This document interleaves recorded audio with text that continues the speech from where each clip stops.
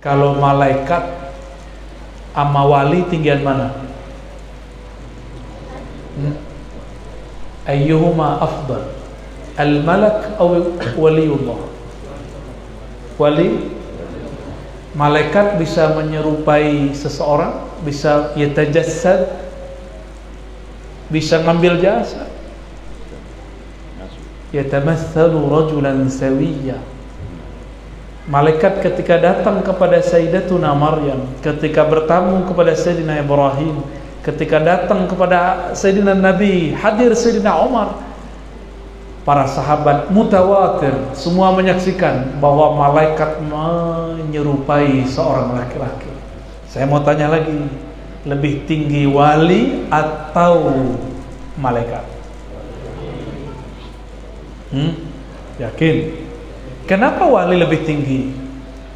Li'annahum warasatul anbiya, karena mereka adalah pewaris-pewaris para anbiya. Ini yang harus dipegang. Karena dia satu langkah di belakang Nabi, makanya wali-wali lebih tinggi daripada para malaikat.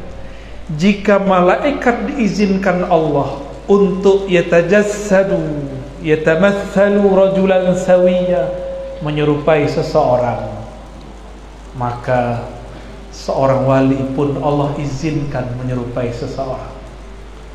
Cuma kalau sir kita tidak lagi connect, tidak hidup, kita tidak sadar. Bahkan kadang seperti Sayyidina Ibrahim, sudah lama, sudah berjam-jam baru beliau sadar bahwa yang datang adalah malaikat. Biasanya baru sadar setelah terjadi, setelah selesai. Inilah pengalaman-pengalaman orang ketemu orang yang sudah wafat. Bahkan ketemu Sayyidina Al-Khidir Balia ibn Mulkan Abul Abbas alaihi salatu wassalam. Jadi kadang kita kalau ziarah, ini bukan dongeng, ini asli ya. Kalau dongeng ngapain diceritainnya? Kita kalau ziarah, sang walinya Allah izinkan berjasa, tapi bukan di kuburan itu, tapi dia duduk di kantik waru-waru. Kadang dia nyamar jadi pengemis. Maka hati-hati kalau ziarah. Inilah yang dikalamkan Al-Qutub di zamannya Al-Imam Nawawi qaddasallahu sirrahu. Dalam kitab Mukhtasar beliau tentang mengenai manasik al-hajj wal umrah, apa kata beliau? Jika engkau datang ke Madinatul Rasul sallallahu alaihi wasallam, maka hormatilah tetangga-tetangga Rasul sallallahu alaihi wasallam. Siapa tahu itu bukan tetangga fisik. Tetangga Rasul siapa? Bukan yang fisik itu. Ada Abu Bakar, ada Umar, ada tetangga di Baqi'. Kenapa mereka dapat akses semakin hebat? Saya mau tanya lagi, lebih tinggi wali atau syuhada? Aulia atau syuhada?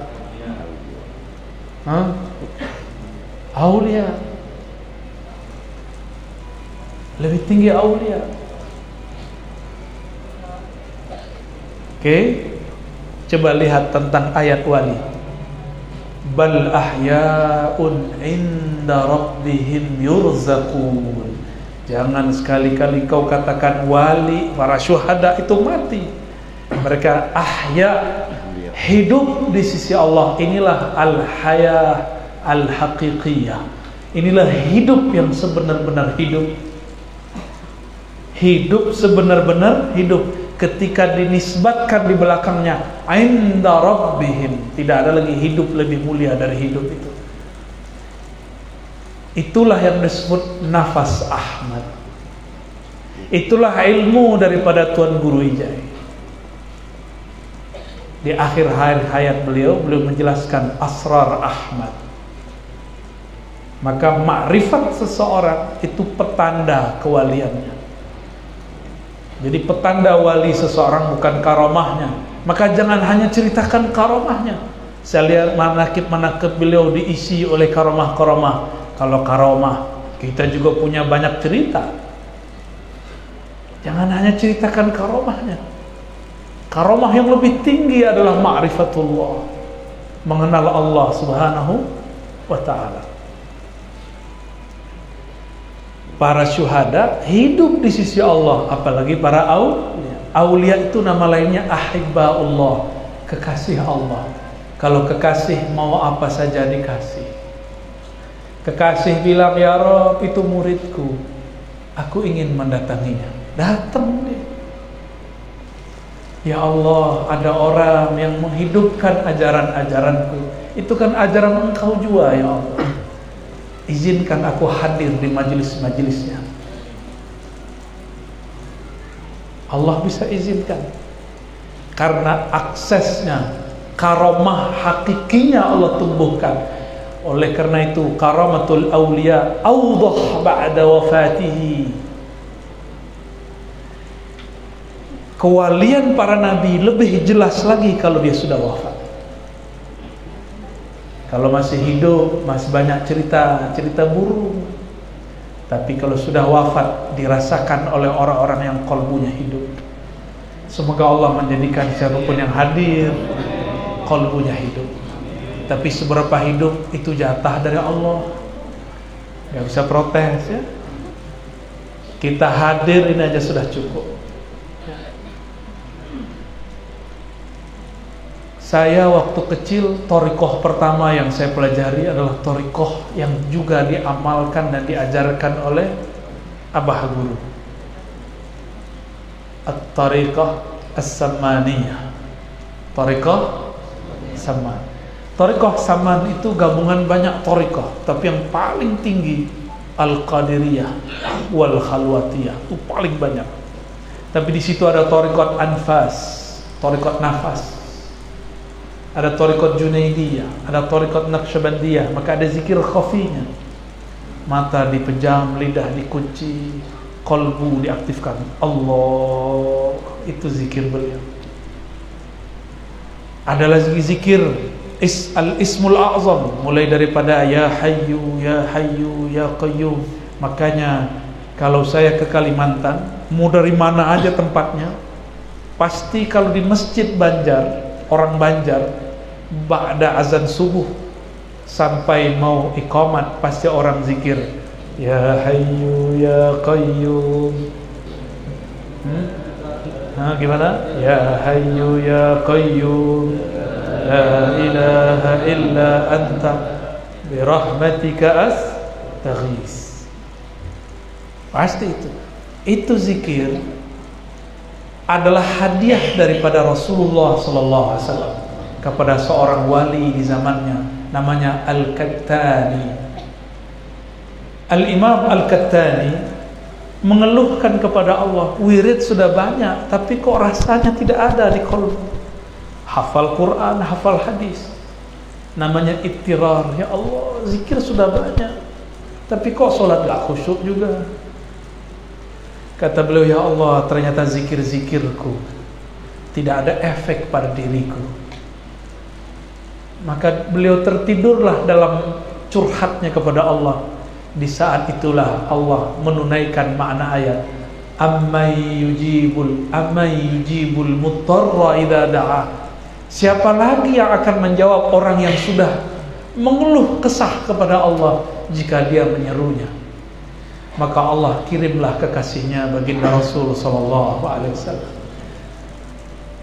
Kalau di riwayat itu disebutkan tidur, tapi sebenarnya itu ma bainal yaqazah wan naum, antara tidur dan bangun. Wali begitu. Wali itu nggak ada tidurnya tidur plong, nggak ada. Wali kalau tidur pasti kalau nggak rehat diperjalankan oleh Allah Subhanahu wa Ta'ala. Kalau wali murid belum tentu.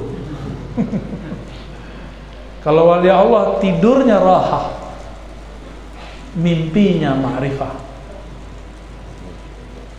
Maka wali Allah nggak pernah mimpi ihtilam kecuali sebelum dia diangkat jadi wali. Al-wali la yahtalimu abadan. Wali nggak pernah mimpi basah, karena mimpi basah menunjukkan otaknya jorok. Kita bolehlah di alam sadar nih otaknya jorok, tapi jangan sampai dibawa ke alam bawah sadar. Alam bawah sadar itu masuk ke dalam kolbu. Jangan kotori kolbu. Cukuplah badan ini bermaksiat, tapi jangan dibawa ke alam mimpi.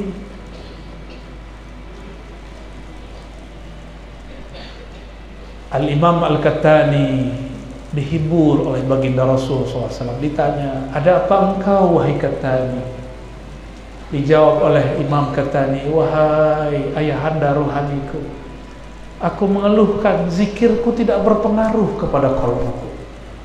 Apakah obat? Fama dawa'u qalbi? Apa obat kesatnya keras qalbuku? Dijawab oleh baginda Rasul SAW, bacalah ya hayyu ya qayyum bi rahmatika astaghits la ilaha illa anta 40 marrah. Ya, 40 kali engkau baca ya hayyu ya qayyum bi rahmatika astaghits la ilaha illa anta, antara salat sunnah fajar dengan salat subuh. Inilah menjadi usul thariqah samaniyah. Pokok thariqah samaniyah, sebelum seseorang itu ditanam biji mahabbatullah di kalbunya, maka digemburkan dulu tempatnya. Cara menggemburkan kalbu adalah cangkullah dengan nama ya hayyu ya qayyum. Dulu orang masih kuat di perkotaan zikir la ilaha illa anta bi rahmatika astaghits. Sekarang dapat diskon.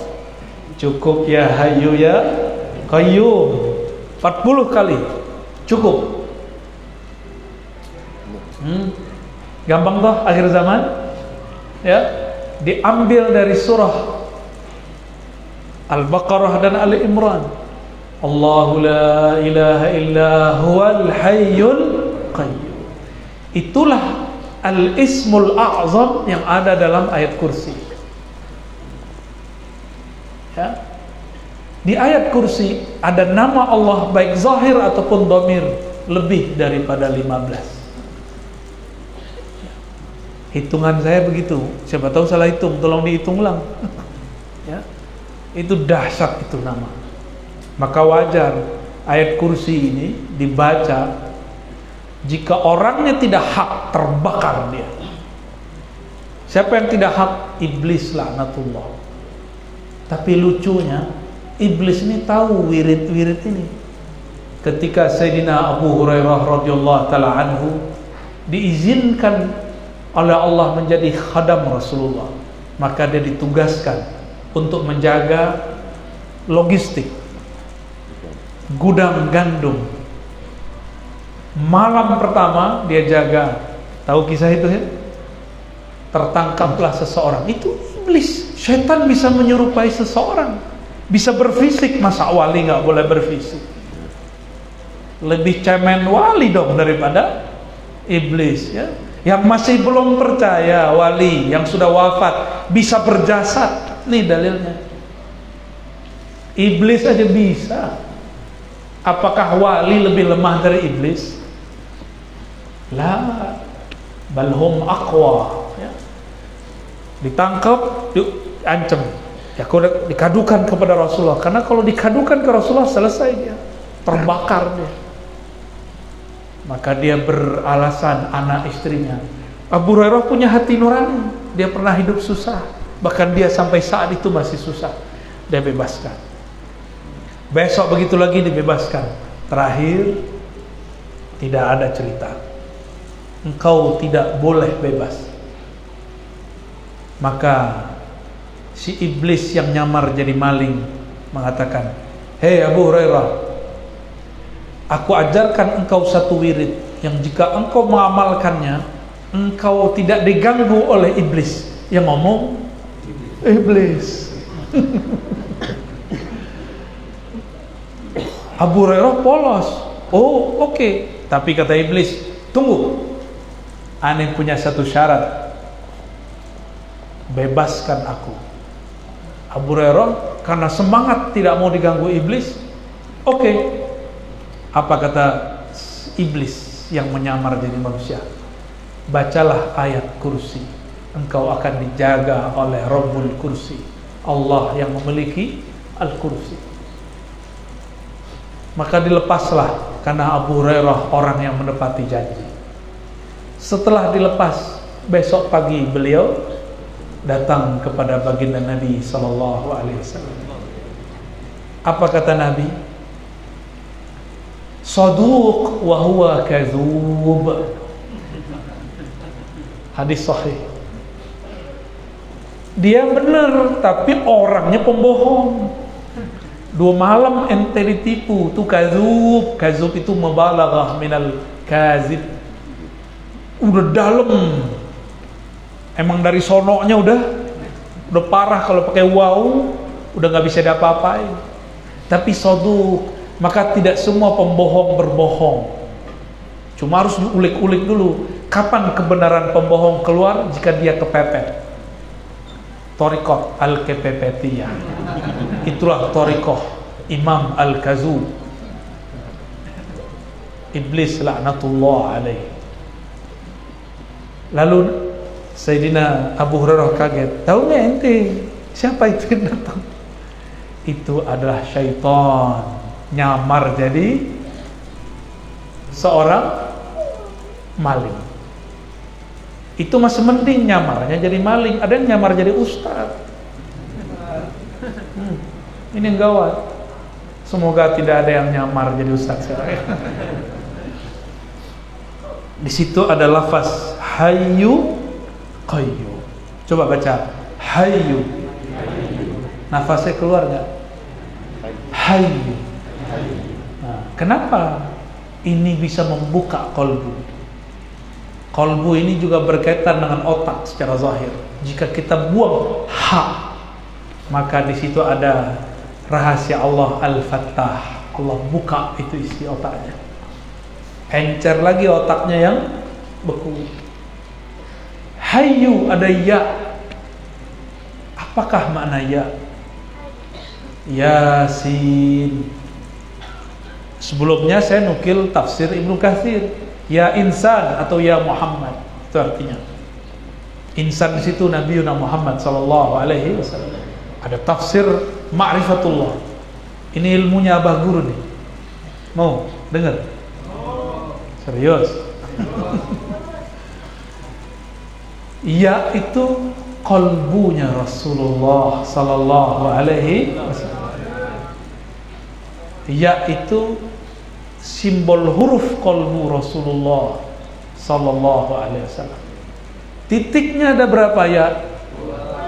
Betul? Benar nggak? Itulah yang disebut Ahad Ahmad. Maka dalam lingkaran kolbunya Rasulullah itu, di situ ada asrar Ahad dan Ahmad. Jadi titik pun dalam ilmu ma'rifatullah nggak boleh sembarangan. Inilah yang disebut ilmu titik di bawah ba. Kalau ini ilmu titik di bawah ya, banyak ilmu ma'rifatullah. Selama ini kan yang baru dibuka-buka ilmu titik di bawah ba, itu induknya. Nah ini turunannya. Ya. Semuanya ada rahasianya. Tidak ada satu titik yang sia-sia. Tidak ada satu titik yang.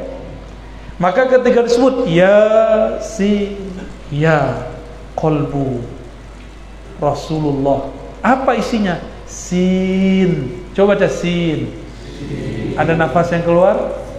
Maka sin dalam ilmu asrar adalah nafasur Rahman. Bunyi nafasnya Allah yang Maha Kasih itu sin. Ini di ilmu asrar. Kitabnya belum ditulis. Kitabnya baru dijelasin. Ibnu Arabi sudah pernah jelaskan tapi masih umum. Imam Al-Buni menjelaskan tapi versi rajah. Jadilah jimat. Karena yang bikin jimat bukan wali, jimatnya jadi wali setan. Karena salah satu titik itu bahaya. Maka saya tidak menganjurkan antum menggunakan wifik rajah dari kitab cetakan Syekh Al-Buni itu. Apa judul kitabnya? Syamsul Ma'arif Al-Kubra. Karena itu cetakan. Itu rajah harus ditulis tangan, nggak boleh pakai cetakan. Di situ banyak kesalahannya. Fotokopi lagi beb ya. Yang sahih itu yang masih manuskrip. Manuskrip tua masih tulisan nama. Walaupun saya dapat sanad Syamsul Ma'arif Kubra, tapi saya nggak menganjurkan. Ya, itu ilmu beliau ilmu huruf. Satu titik ada maknanya, satu alif ada artinya. Karena kalau alif hilang, ahad jadi apa? Had, maknanya berubah. Ya, maknanya berubah. Coba ba nggak dikasih titik, gimana cara bacanya? Penting nggak titik? Penting. Tapi orang yang dibutakan hatinya mengatakan nggak penting. Ar-Razi dongeng apa lagi nih? Gak apa-apa ya. Biarin aja mereka. Wa'arid anil jahil. Kita berparing aja dari orang jahil. Nggak usah kita kemudian tanggapi. Allahumma sholli ala sayyidina. Jadi hayyu itu pembuka qalbu. Ya, pembuka qalbu. Silakan diamalkan terus ya, itu bukan bid'ah. Ternyata dalam hadis yang sahih Nabi sering berzikir ya hayyu ya qayyum ya hayyu qayyum, dan Nabi mengatakan itu al-ismul a'zam, nama yang agung. Jika kita memanggil dengan nama itu pasti noleh. Contoh Paman Birin, tuh. Berarti itu nama agungnya. Pak Gubernur, iya. Pak Syahbirin, paling kecilnya apa di kampung? Aying. Iya deh. Lihat suara dulu, siapa dulu? Aing. Tuh. Kalau orang dipanggil dengan namanya, dia noleh. Coba saya bilang, oi, oi. Nggak noleh-noleh, malah ngeliat juga nih. Ya kak, lu siapa? Negur-negur gua, ya kak. Kalau jauh, ya Rob, ya Allah. Kalau dekat, Allah. Kalau jauh, oi, oi. Ya, oi itu ya ayyuha. Ai itu kan bahasa Arab juga tuh. Kita jalan 3 orang, terus orang manggil oi, oi, oi, nggak noleh kita. Tapi kalau oi, ai, ya, pasti noleh. Kayaknya teman masa SD nih. Istilahnya teman baju putih merah. Ini istilah kawan saya. Bener, Paman Birin kalau dipanggil ai, berarti teman SD itu ya. Kalau dipanggil Paman Birin, itu siapa tuh? Baru-baru aja. Ada yang manggil suwe nggak? Nggak ada ya. Preman. Ada yang bilang gitu nggak?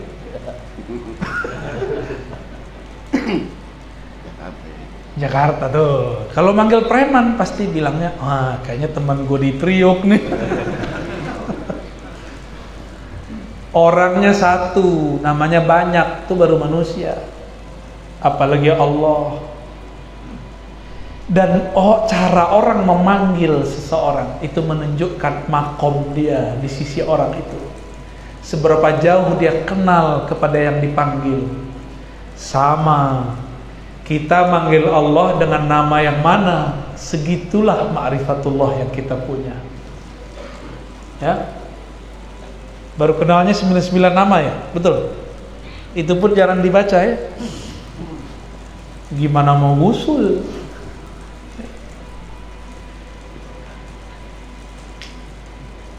Maka panggillah ya Hayyu ya Qayyum setiap hari. Setiap hari. Insya Allah Allah buka kolbunya dalam 40 hari. Baru tuh enak ditalkin.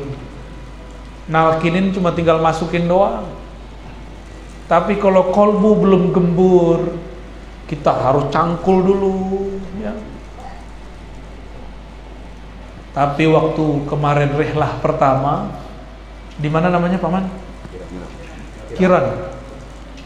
Kok tiba-tiba saya talkin orang, padahal kita kan belum tahu mereka baca ya Hayyu ya Qayyum. ternyata ada jalan pintas menggemburkan kolbu, yaitu safar dan rihlah. Safar dan rihlah. Maka orang-orang yang rihlah, yang safar itu kolbunya sudah lembut, walaupun dia belum baca ya hayyu ya qayyum. Saya bertanya kepada ya Allah, ini yang hadir belum baca ya hayyu qayyum versi saya. Ya sudah, versi saya, kata Allah. Versi saya sudah, versi kamu belum. Kamu ikut yang mana? Ya sudah, versi engkau ya Allah. Karena tuan guru kita, Guru Wildan sudah talqin ijazah riwayat, maka saya pun harus memberikan ijazah thoriqah. Jadilah kemarin kita talqin ya. Tapi tidak penting talqin saja. Yang penting adalah ilmu yang diturunkan. Ya.